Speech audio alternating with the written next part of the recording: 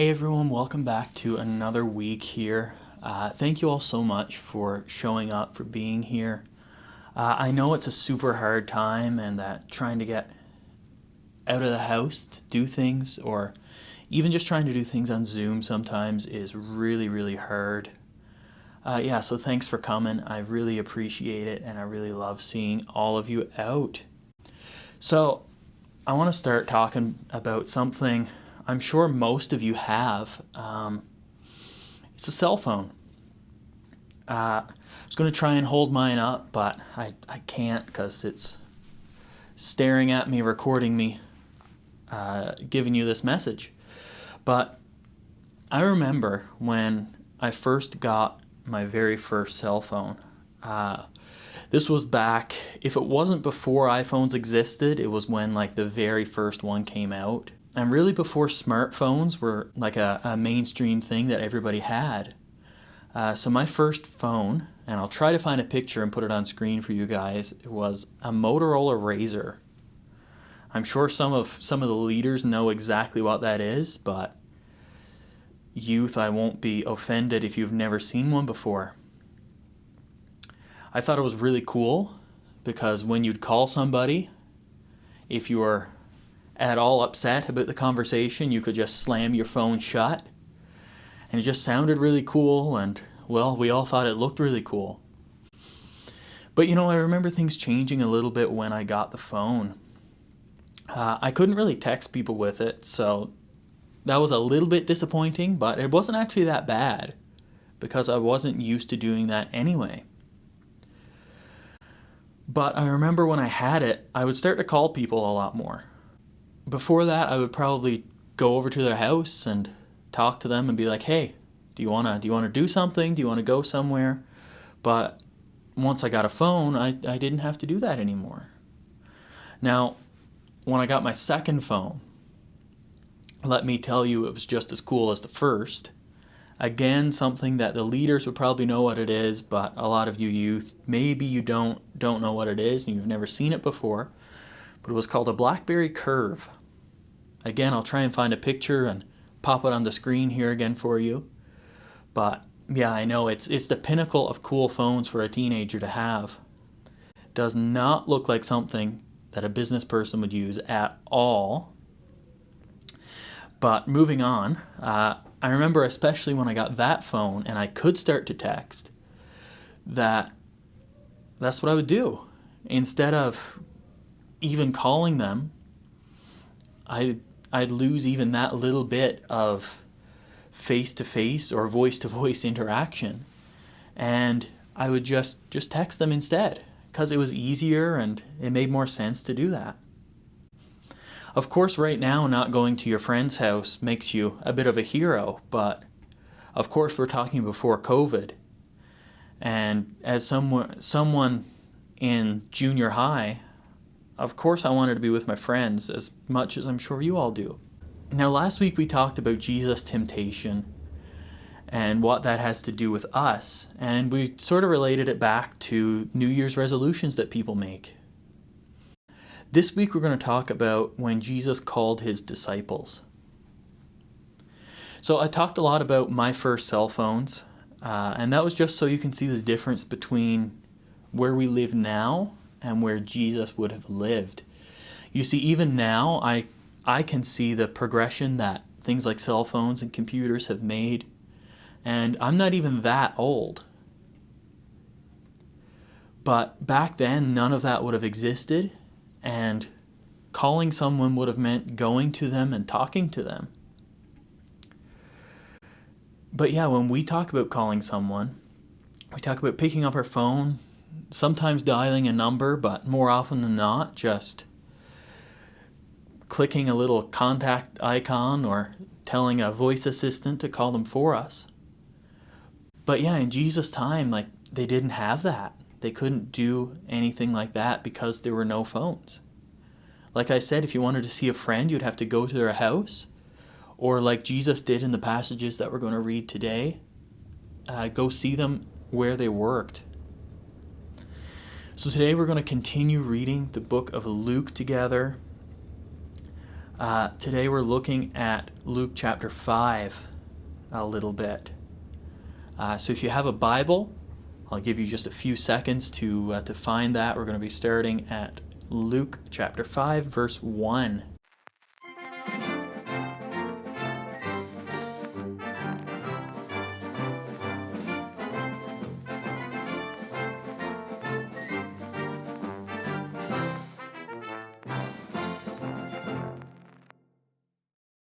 So starting from Luke chapter 5, verse 1, it says, "One day as Jesus was standing by the lake of Gennesaret, the people were crowding around him and listening to the word of God. He saw at the water's edge 2 boats left there by the fishermen who were washing their nets. He got into one of the boats, the one belonging to Simon, and asked him to put out a little from shore. Then he sat down and taught the people from the boat. When he had finished speaking, he said to Simon, 'Put out into deep water and let down the nets for a catch.' Simon answered, 'Master, we've worked hard all night and haven't caught anything. But because you say so, I will let down the nets.' When they had done so, they caught such a large number of fish that their nets began to break. So they signaled their partners in the other boat to come and help them. And they came and filled both boats so full that they began to sink. When Simon Peter saw this, he fell at Jesus' knees and said, 'Go away from me, Lord, I am a sinful man.' For he and all his companions were astonished at the catch of fish they had taken. And so were James and John, the sons of Zebedee, Simon's partners. And then Jesus said to Simon, 'Don't be afraid. From now on, you will fish for people.' So they pulled their boats up on shore, left everything, and followed him." So there are a few things that I want to point out from this passage today. Firstly, remember the cell phone talk before. They definitely don't have those. Jesus had to actually physically go to the place where they worked. He had to go to the water's edge to see them. But here's the really amazing thing. Simon, James, and John, who were on the boat, didn't know Jesus before then. They didn't know who he was, and they probably never seen him before. They would have only known the stories that were told to them about a guy who was supposed to come save them. But they didn't know him. If they did have phones, Jesus wouldn't have been in their contact list. They probably wouldn't have answered the phone call if they're anything like a lot of us today. But still, they listened to him and what he said. Now, I want to make sure that you really understand what's actually happening here. So, I'm sure some of you, if not all of you, have been fishing before. I would have to guess that most of you have. And I want you to think about the last time that you went fishing. You remember how discouraging it is to just sit and cast your rod into the water over and over again and keep catching nothing? In all the times that I went fishing, I was probably the one who ended up catching the least fish, and when I did, probably the smallest ones. But now imagine that instead of casting a rod, you're throwing a massive net over the side of a boat. It could be up to 100 pounds of just empty net. And every time you pull it up, it's just completely empty.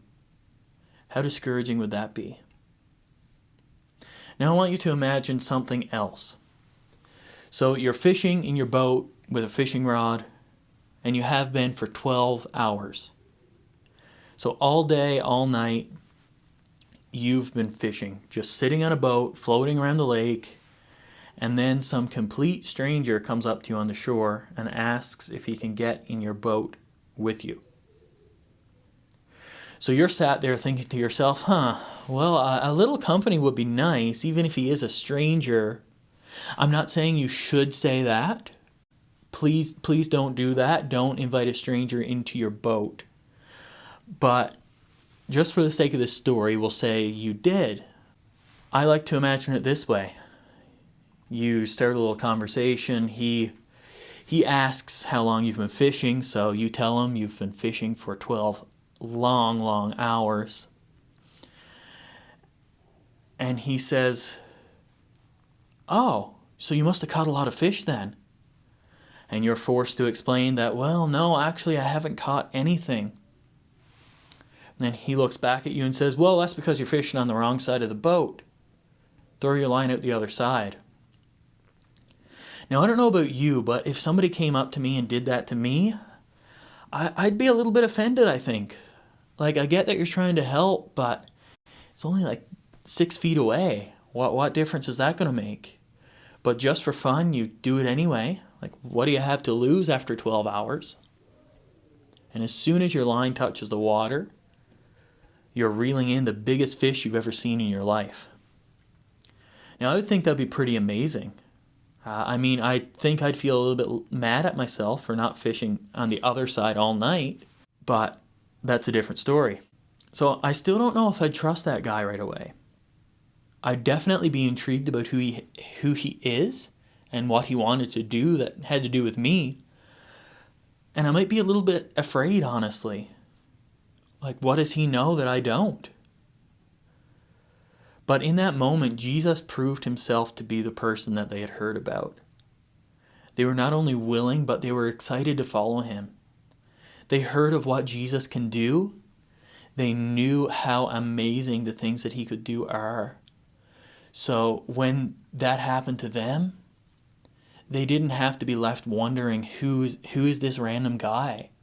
But they knew that it was Jesus, and they were all the more willing to follow him.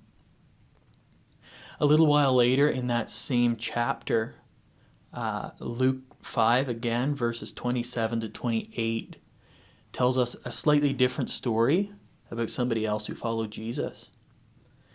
So Luke 5, 27 to 28, it says, after this, Jesus went out and saw a tax collector by the name of Levi sitting at his tax booth.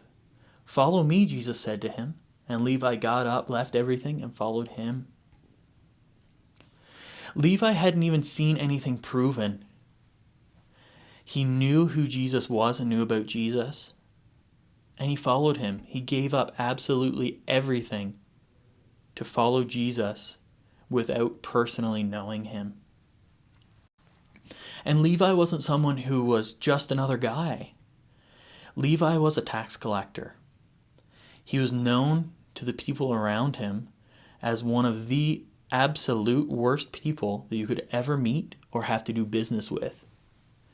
You see, tax collectors, they would collect tax money for the government and give it to the people who it was supposed to go to. But in order to get paid themselves, they would tell people that they owed a little bit more than they actually did. And sometimes that little bit wasn't such a little bit. But not only would they pay the government what they needed to be paid, but they would pay themselves very, very well. Levi wouldn't have been any different, though. Like, he would have been a person who people knew was bad and who people probably would have been upset when they saw him coming. But still, Levi turned away from that life, left everything that he knew behind just to follow Jesus. So this brings me to a question. These people didn't know Jesus. He was a stranger to them. They didn't have anything telling them what he did, but still they were willing to drop everything to follow him. Now, we do know Jesus. We have the Bible. We have the stories of his life. Through the first 4 books of the New Testament, it tells us a lot about what Jesus did while he was on earth, and throughout the rest of the New Testament, and even some of the Old Testament, it tells us other things that he did and people who believe in him did. So since we know all this about him, why can't we do the same that Simon and Levi did? Why can't we drop everything to follow him? If we know him as well as we do, and we know what he does and what he can do, then why don't we follow him and give every piece of our lives to him? I know it's not always that easy, and Jesus is not always super easy for us to physically see. He's not actually here with us, standing right next to us, but he's still there for us, and he's still there with us. Jesus is always the answer to everything that we could ever need. So how can we follow Jesus more like these people? How can we go where Jesus asks us to go and do what he wants us to do? I know it's never, ever super easy, but it is so, so worth it. The disciples went on to do amazing things with and for Jesus. They got to see so many miracles. Miracles that we're going to talk about in a lot more of our messages from the book of Luke, and miracles that we see almost every time we open a Bible. And they got to see that firsthand. I don't know about you, but I would have loved to have been there to see some of those things. But Jesus can still work through us in the same way that he worked through those people. He can still do miracles in us. He can still do miracles through us. And when we follow him with our whole heart, he will do amazing things through us. He will work in and through us in ways that we can't even imagine. So I want to encourage you. We know Jesus. We know who he is.